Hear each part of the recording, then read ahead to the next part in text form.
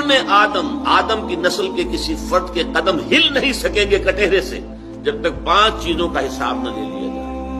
عن عمرہ فیما افنا، ہم نے عمر دی تھی تمہیں 80 برس، کہاں گلائی کہاں گوائی، ذرا بتاؤ تو صحیح، کیا کر کے لائے؟ 80 برس میں کیا خیر بنایا، کیا نیکی کمائی، بتاؤ۔ وعن شبابہ فیما ابلا، اور خاص طور پر اس عمر کا ایک حصہ تھا شباب، جوانی، امنگیں تھیں، ولولے تھے، حوصلے تھے، جسم میں طاقت تھی، اس میں کیا کیا تھا؟